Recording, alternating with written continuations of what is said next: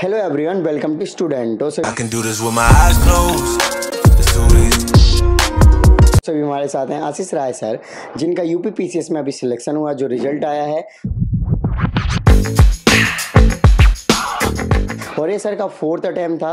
तो आज हम सर की जर्नी जानेंगे। इसके पहले सर दिल्ली में लेक्चरर के पोस्ट पर ज्वाइनिंग है, 2014 से अभी वो टीचिंग कर रहे हैं। तो ये सारी चीज़ें हम जानेंगे इस वीडियो में कि उन्होंने टीचिंग के साथ कैसे अपनी पढ़ाई करी। सर की फैमिली भी है, फैमिली को मैनेज करते हुए काफ़ी डिफ़िकल्ट हो जाता है स्टडी को करना। तो हम जब सर से जानेंगे और सर को 4th अटैम्प्ट तक सिलेक्शन पाने में भी टाइम क्यों लग गया, क्या फैमिली इसका रीज़न रही या फिर और भी जो भी बातें इस वीडियो में हम डिटेल में कवर करेंगे। सो अभी तक आपने चैनल को सब्सक्राइब नहीं किया, चैनल को सब्सक्राइब कर लीजिए, इस वीडियो को लाइक करें एंड आपके जो भी क्वेरीज होते हैं आप हमें इंस्टाग्राम और फेसबुक पर मैसेज कर सकते हैं। आप अपना एजुकेशन बैकग्राउंड बताइए। सर मेरी पढ़ाई बनारस से हुई है जी। मैंने हाई स्कूल और इंटर वहाँ राजकीय क्वींस इंटर कॉलेज से पूरा किया। तत्पश्चात उसके बाद उदय प्रताप ऑटोनॉमस कॉलेज से मैंने बीएससी करने के बाद फिर बीएचयू से बीएड और एजुकेशन में पीजी किया मैंने। Okay sir. सो ये जो सिविल सर्विसेज है, क्या स्टार्टिंग से आपने सिविल सर्विसेज के एग्ज़ाम की प्रिपरेशन के लिए सोचा था जब आप ग्रेजुएट किए होगे या फिर 12वीं पास की होगी, या फिर ये बाद में कि ठीक है अब और अच्छा करना चाहिए कुछ? नहीं सर, ऐसा कुछ भी विचार में नहीं था जी। मैंने पढ़ाई करने के बाद वहाँ पे प्राइवेट टीचिंग स्टार्ट कर दी थी बनारस में। तो जब मेरा दिल्ली में डीएसएसबी के थ्रू सिलेक्शन हुआ तो तब मुझे लगा कि अगर तैयारी करूं तो हो सकता है कुछ अच्छा मैं इसमें कर सकूं। जी बिल्कुल। Yes. ओके। सो जैसे कि आपने बताया था कि दिल्ली में आप जैसे बनारस में टीचिंग कर रहे थे, इसमें हो गया।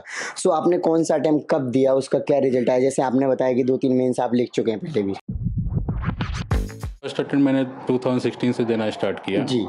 और फर्स्ट मैंने एक बार 2017 से मतलब प्री निकलते गया और 2019 छोड़कर लगभग सब जो है मेंस मैंने दिया और इस फाइनली जो है 2021 वाले में मेरा सिलेक्शन हुआ। काफ़ी मेंस देने के बाद आपका जब फाइनल सिलेक्शन हो गया तो आपका क्या रिएक्शन था? देन आपकी फैमिली भी है, उनका क्या रिएक्शन था? सर अद्भुत रिएक्शन था और माता पिता के आशीर्वाद, जी, बड़े भाई का आशीर्वाद और पत्नी के सहयोग और मित्रों के सहयोग से मतलब ये हो पाया। जो है बाबा काशी विश्वनाथ महादेव की बहुत कृपा रही, जी बिल्कुल, तभी जो है मैं ये कुछ कर पाया इसमें। यस। स्ट्रेटजी बताइए कि पहले आप क्या स्ट्रेटजी बनाते थे, कैसे बुक्स को पढ़ते थे, किताबों को पढ़ने का ट्राई करते थे या फिर कैसे चीज़ों को कवर करते थे? सर जो है इतना साल मुझे लग गया ये निकालने में, तो ये था कि गाइडेंस का एक अभाव था मेरे में। जी।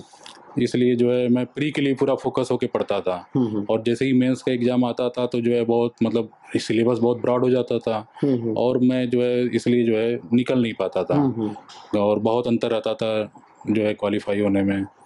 तो फिर धीरे धीरे मैंने मेंस का जो है मेंस अप्रोच जो है यूज़ किया और अब जो है पहले क्या होता था मार्केट में इतनी सारी मटेरियल होता था, मैं सब कुछ सोचता था ये भी पढ़ लूँ ये भी पढ़ लूँ। आपके यहाँ जैसे कि बहुत सारे हैं तो कई सारे जो है यूट्यूब पर इंटरव्यू देख करके क्या अपने आप को कैसे रिस्ट्रिक्ट किया जाए कि यही हमें पढ़ना है और सिलेबस वाइज जो है तब मैंने पढ़ना शुरू किया।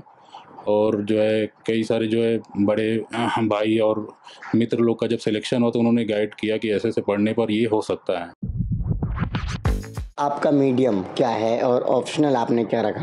सर मेरा मीडियम इंग्लिश है और 2018 तक तो मैं सोशल वर्क रखा था और 2017 में सोशल वर्क और बॉटनी था। तो सिलेबस चेंज होने की वजह से तो मैंने सोशियोलॉजी रख लिया। तो सोशियोलॉजी क्या लगता है आपको सफलता में कितना बड़ा रोल प्ले किया? सर सोशियोलॉजी के लिए मैं स्लीपी क्लासेस का बहुत हृदय से धन्यवाद देना चाहता हूँ और मैंने शेखर सर का जो है वीडियो देखकर मैंने तैयारी किया और सोशियोलॉजी मतलब उन्होंने एकदम एक सिंपल बना दिया और मैं साइंस बैकग्राउंड का था तो उनकी वजह से जो है मैं ये पूरा श्रेय सोशियोलॉजी समझने का उनको देना चाहता हूँ। जी। और अगर मेंस में जैसे कि आपने बताया कि मेंस अप्रोच आपने अपनाई बाद में, तो मेंस में क्या करने की कोशिश करी? क्या आंसर राइटिंग करे जा रहे हो, फिर कैसे पढ़ने की कोशिश करी और पहले आपको क्या कमियां नजर आई जो पहले मेंस देते थे? सर पहले मेंस देता था तो जो है पूरा सिलेबस ही एक तो तैयार नहीं हो पाता था, एक कॉन्फिडेंस अंदर से नहीं आ पाता था कि मैं लिख पाऊंगा या नहीं।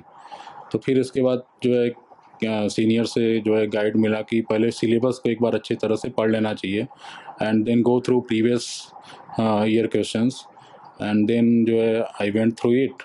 तब मुझे लगा कि जो है पूरा सिलेबस रिस्ट्रिक्ट होकर अगर पढ़ा जाए और यूनिट वाइज तो ये किया जा सकता है। राइट। सो आपने जैसे कि बताया कि आपको सिलेबस वाइज या फिर इस तरीके से चीज़ें करनी चाहिए, तो क्या आपने मॉक टेस्ट वगैरह भी दिए मेंस के, और आंसर राइटिंग कैसे की, तो उसके बारे में बताइए। जी सर, मॉक टेस्ट मैंने दिया था। इस बार मैं जो है 1 ही 2 दे पाया, ज़्यादा नहीं दे पाया था, लेकिन पहले मैं देता था। लेकिन ये कि जो है प्री के रिज़ल्ट के आने के बाद देना स्टार्ट करता तो लगता था कि जो है और पढ़ लूँ, जी। और वो मॉक देने का टाइम नहीं आता था। हाँ, हाँ। तो इसलिए जो है मॉक ना देना जो है मेरे लिए जो है बहुत हानिकारक रहा है। Okay, okay. और मॉक देने से वास्तव में बहुत मदद मिलती है सफलता पाने में। ओके। सो जैसे कि आपकी फैमिली है और आप टीचिंग भी कर रहे हो, तो ये सारी चीज़ें मैनेज करने के बाद क्या सच में स्टडी के लिए आप टाइम निकाल पा रहे थे, या फिर निकाल पा रहे थे तो कैसे मैनेज कर रहे थे, अपना शेड्यूल कैसे बनाते थे? सर, तो अभी तक जो मेरा स्कूल था वो मॉर्निंग का था, तो शाम को जो है 2-3 घंटे टाइम मिल जाता था। और लगभग जो है हर दिन जो है, और फैमिली का सपोर्ट रहा है हमेशा से, जी। तो मैं जो है अपना एक रूम में अपना पढ़ लेता था थोड़ा सा, और धीरे-धीरे जो है ये बूस्ट अप होने लगा सर। आप पढ़ते थे तो रोज़ क्या पढ़ने का ट्राई करते थे, कि एक ही सब्जेक्ट को जब तक ख़त्म ना कर दें, हफ्ते में, 10 दिन में, 15 दिन में, उस तरीके से पढ़ते थे, या फिर डेली 2-3 सब्जेक्ट को ट्राई करते थे क्योंकि टाइम लिमिटेड था? सर, पहले क्या है कि पहले तो करता था कि कोई सब्जेक्ट मतलब चूज़ करूँ, जैसे फॉर एग्जांपल पॉलिटी, तो कुछ सेक्शन पढ़ लूँ। लेकिन जैसे एग्ज़ाम आता था तो जो है 2-3 सब्जेक्ट को लेकर एक कि ये रिवाइज़ कर सकूँ। ओके। सो जैसे यूपी का है तो यूपी स्पेसिफिक भी पूछा जाता है, तो उसको कैसे तैयार किया था आपने? सर, उसके लिए मैंने घटना चक्र की मैगज़ीन जो है उससे जो है, और प्रीवियस ईयर क्वेश्चन की किस तरह का क्वेश्चन पूछा जाता है, Uttar Pradesh art and culture, Uttar Pradesh history, Uttar Pradesh current affairs, और इस तरह से जो वो कवर हो जाता है, तो उसके लिए कोई और विशेष जो है ज़रूरत नहीं पड़ती थी। राइट। प्रिपरेशन टाइम में कोई ऐसे गाइडर के साथ में, या फिर कोचिंग की आपने, कुछ इस तरीके से रहा है आप? जी सर, जो है ये मेरे एक बड़े भैया लगते हैं, गाँव के ही हैं, डॉक्टर संतोष कुमार राय। उनका गाइडेंस मैं लेता था कि कैसे तैयारी करनी है। और मेरे ही मित्र हैं यहाँ पे, निशांत राय, सुनील कुमार यादव और विवेक विशाल। उन लोगों से जो है मैं गाइड लेता था कि कैसे जो इसको और अच्छी तरीके से मैं कर सकूँ।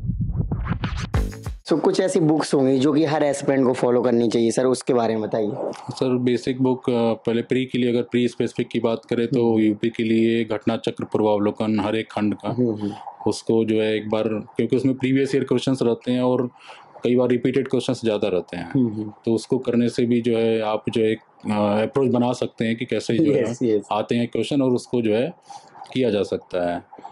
और फिर इसके अलावा और जो बेसिक्स हैं, जैसे बेसिक बुक्स हैं, जैसे पॉलिटी का लक्ष्मीकांत है, मॉडर्न हिस्ट्री स्पेक्ट्रम, और जो है साइंस का जो है मैंने एनसीईआरटी का 10 तक का एनसीईआरटी, और चूँकि मेरा बीएससी रहा तो साइंस में उतना डिफ़िकल्ट नहीं हुआ फिजिक्स छोड़ के, तो लगभग हो जाता था सर। राइट। जैसे आप टीचिंग करते हो तो आई थिंक मुझे ऐसा लगता है कि टीचिंग करते हैं तो जो सब्जेक्ट है आपका, तो वो तो एकदम शायद ज़्यादा पढ़ने की ज़रूरत है। क्या टीचिंग में आप पढ़ाते हैं सर वैसे? सर, जो है मैंने यहाँ प्रमोशन होने से पहले मेरा सब्जेक्ट था, तो वहाँ पे साइंस भी, और जो है कभी कभी सोशल साइंस की भी क्लासेस मिल जाती थी। जी। अभी क्या कर रहे थे? अभी मैं लेक्चरर के प्रमोट हो गया अभी इस साल फरवरी में। हाँ। तो मेरा सब्जेक्ट जो है चेंज हो गया है। तो क्या पढ़ाते हैं अभी आप? अभी मेरा सर जैसे अभी देशभक्ति और इसके अलावा आपका एंटरप्रेन्योरशिप करिकुलम, इन सब की क्लासेस जो है मैं मतलब जर्नल टाइप के सब्जेक्ट है, तो आपकी ये प्रिपरेशन में हेल्प करे है? जी बिल्कुल। जो है एक तो सर ये पर्सनालिटी डेवलपमेंट, और कई बार जो है जैसे अरेंजमेंट के क्लासेस रहते हैं तो एज जनरल जो है बच्चों से